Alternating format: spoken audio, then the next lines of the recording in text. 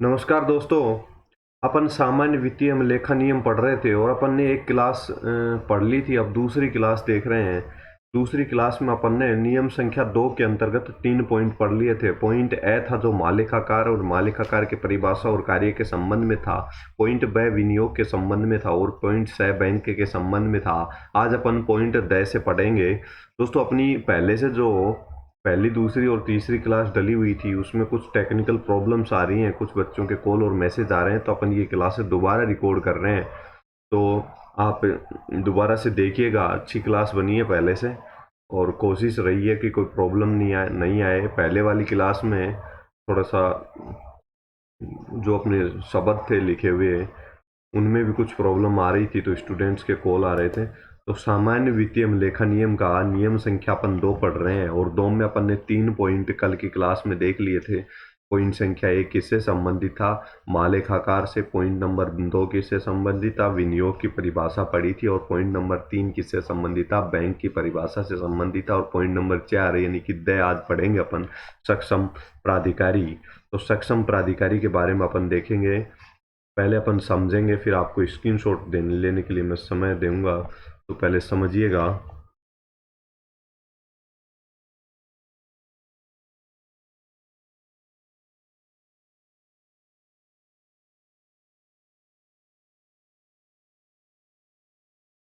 सक्षम प्राधिकारी। दोस्तों, सक्षम प्राधिकारी कौन होगा?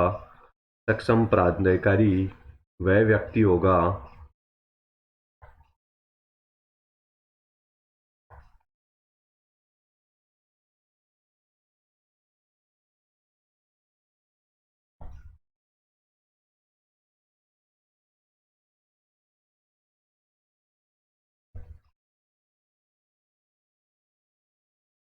जिसको GFNDR के तहत क्या की गई हो, शक्तियां प्रत्यार्जित की गई हों।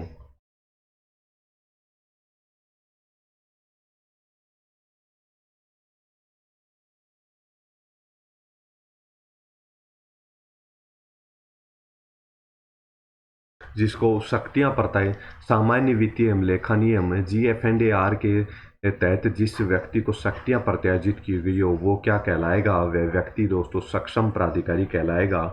एक पॉइंट तो ये हो गया है। दूसरा,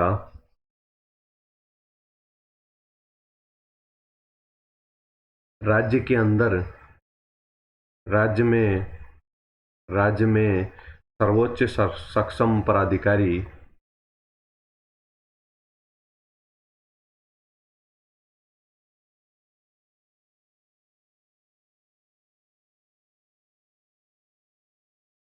राज्य में सर्वोच्च सक्षम प्राधिकारी कौन होता है? राज्यपाल होता है।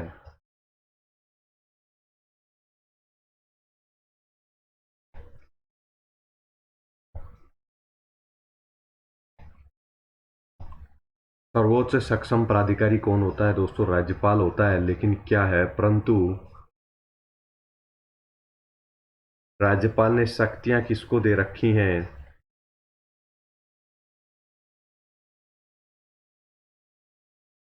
वित्त विभाग को दे रखे हैं। लेकिन आदेश राज्यपाल के नाम से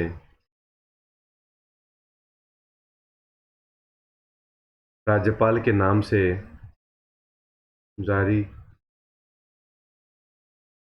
होते हैं।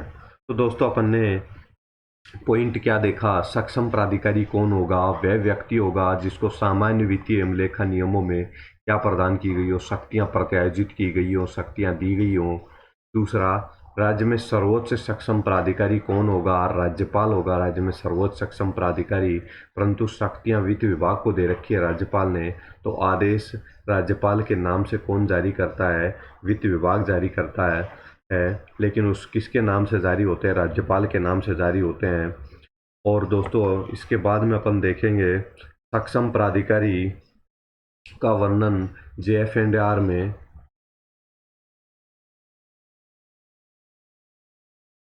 GFNDR में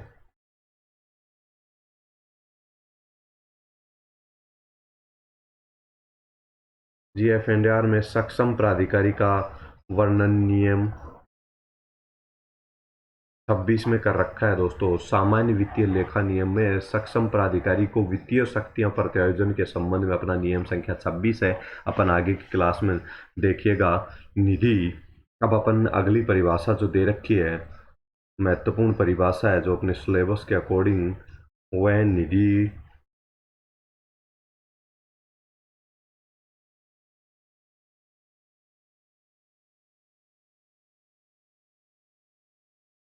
निधियां, फंड्स, राज्य सरकार के जो फंड्स होते हैं, राज्य सरकार के अंतर्गत जो फंड्स होते हैं उनका वर्णन किया गया है। तो पहली है संचित निधि।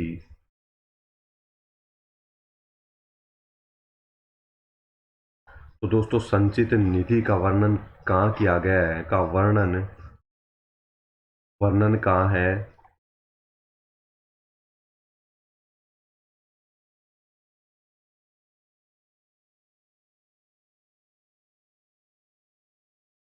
संविधान के अनुच्छेद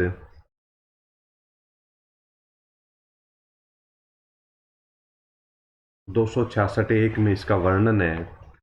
कितने प्रकार की निधियां हैं? 3 प्रकार की निधियां संचित निधि के अंतर्गत आती है। तो दोस्तों सबसे पहले आपको ध्यान होना चाहिए कि संचित निधि का वर्णन कहाँ पे किया गया है। आपसे पूछ सकता है, ये इम्पोर्टेंट है। संविधान के अनुच्छेद 266(2) में संचित निधि का वर्णन किया गया है। 3 प्रकार के संचित निधि के अंतर्गत 3 प्रकार की राज्य सरकार की आय होती है। संचित निधि ऐसी निधि है दोस्तों जो सरकार को जो भी पैसे कहीं से भी प्राप्त होते हैं वो सब संचित निधि के अंतर्गत आते हैं। 3 प्रकार से आय होती है। कर से संचित निधि में पैसा आता है, टैक्स से पैसा आता है, कर भिन्न, कर के डिवाइडेशन से पैसा आता है, भारत सरकार और राज्य सरकार के बीच जो कर का डिवाइडेशन होता है उससे पैसा आता है। तो कर भिन्न, कर, टैक्स, राज्य सरकार का जो टैक्स होता है, स्टेट जीएसटी वगैरह, उससे जो पैसा प्राप्त होता है वो इसमें आता है। और तीसरा आता है अनुदान। तीसरा अनुदान जो प्राप्त होता है भारत सरकार की ओर से या विश्व बैंक की ओर से या अन्य किसी संस्था से, जो राज्य सरकार को अनुदान प्राप्त होता है वो भी इसी में शामिल होता है। तो 3 तरह का फंड इसमें शामिल हो गया। किसमें शामिल हो गया? इन तीनों प्रकार से जो पैसा प्राप्त होता है राज्य सरकार को, कर के रूप में, कर भिन्न के रूप में और अनुदान के रूप में, उन सबको अपन राजस्व कहते हैं। इन सबको क्या कहते हैं? राजस्व कहते हैं। दूसरा पैसा किस किस रूप में प्राप्त होता है? एक तो राजस्व के रूप में हो गया। दूसरा राज्य सरकार को पैसा प्राप्त होता है पूंजी के रूप में। पूंजी कौन सा पैसा होता है दोस्तों? जो राज्य सरकार द्वारा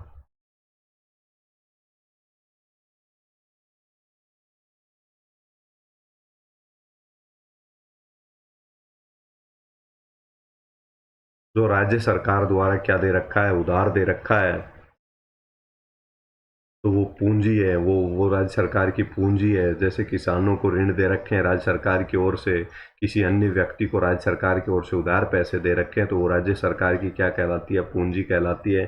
तो दूसरा पूंजी के रूप में जो पैसा प्राप्त होता है वो भी संचित निधि में जमा होता है। पहला राजस्व का पैसा, पूंजी, राजस्व, पूंजी। और क्या संचित निधि में क्या जमा होता है? ऋण। राज्य सरकार को आवश्यकता होने पर अग्रिम और ऋण लेती है।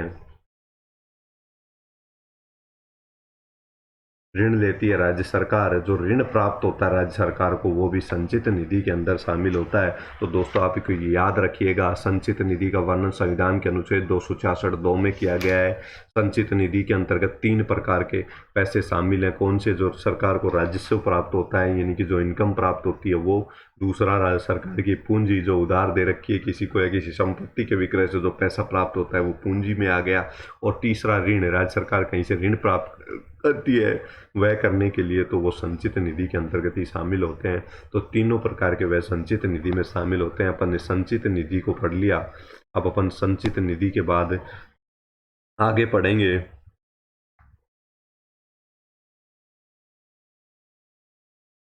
दोस्तों राज्य सरकार की संचित निधि में। एक पॉइंट और याद रखिएगा,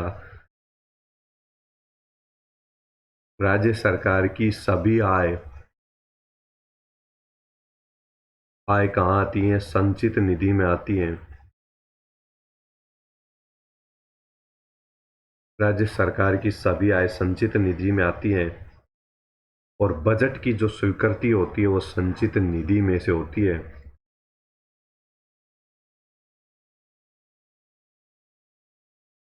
दोस्तों बजट स्वीकृति होती है वो संचित निधि में से होती है। तो अपना ये संचित निधि वाला पॉइंट हो गया। अब दूसरी निधि जो आती है राज्य सरकार की वो है लोक लेखा निधि।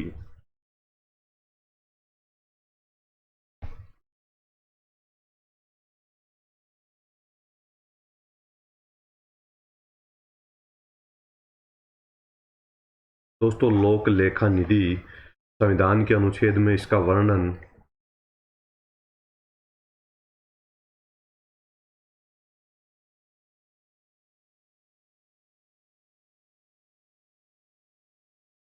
संविधान के अनुच्छेद 266(2) में वर्णित है। 266(1) में अपन ने पढ़ा था, 266(2) में वर्णित है, 2662 में वर्णित है लोक लेखा निधि। 266(1) में अपन ने संचित निधि पढ़ा, 266(2) में अपन ने लोक लेखा निधि पढ़ा। और इसमें ये क्या होता है लोक लेखा निधि? दोस्तों ये राज्य सरकार का पैसा नहीं होता।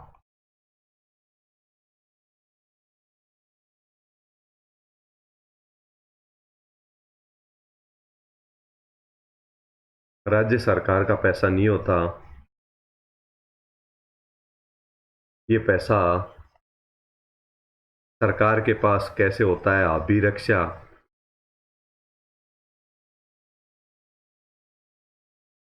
ये पैसा सरकार के पास अभिरक्षा के लिए होता है।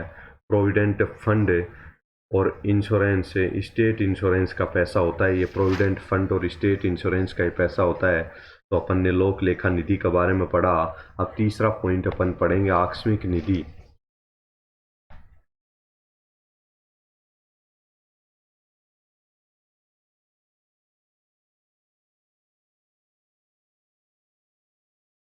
तीसरा पॉइंट पढ़ेंगे आकस्मिक निधि।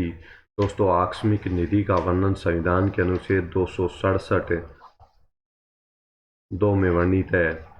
तो आकस्मिक निधि, ये आकस्मिक निधि होती क्या है? दोस्तों ये आकस्मिक निधि सरकार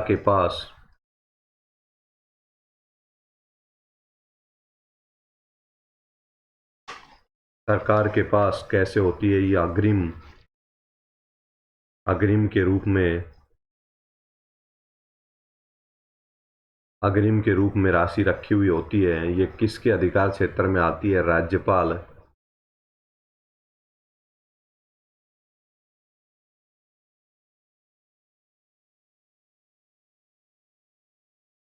इसका व्यय किसकी अनुमति से? राज्यपाल।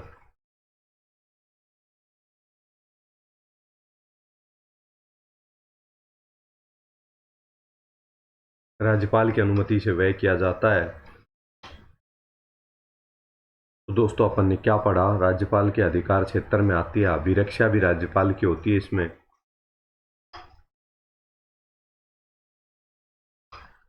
ठीक है, तो दोस्तों अपन ने आकस्मिक निधि पढ़ा। आकस्मिक निधि का वर्णन संविधान के अनुच्छेद 267(2) में वर्णित है। आकस्मिक निधि राज्य सरकार के पास अग्रिम के रूप में होता है। एक तरह से विधानसभा का सत्र नहीं चल रहा और मानो 500 करोड़ व्यय करने की आवश्यकता पड़ गई, ऐसा व्यय है जो कि बजट में पहले से जिसका कोई प्रावधान नहीं किया गया, आकस्मिक अचानक से आवश्यकता बन गई किसी बाढ़ राहत कार्य के लिए, अन्य किसी कार्य के लिए, या राज्य पर सरकार के पास पैसे की कमी आ गई, तो ये आकस्मिक निधि से पैसा निकाला जाता है। और ये जब बजट सत्र नहीं चल रहा होता है उसी समय केवल निकाला जा सकता है। राज्यपाल के अधिकार क्षेत्र में आता है, सुरक्षित रहता है। राज्यपाल की अनुमति से इसी पैसे को व्यय किया जा सकता है। तो ये अपन ने आकस्मिक निधि पढ़ी। अब स्थानीय निकाय निधि पढ़ेंगे।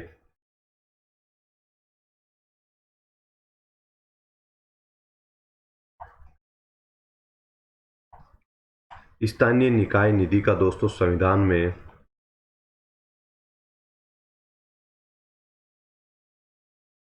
वर्णन नहीं है।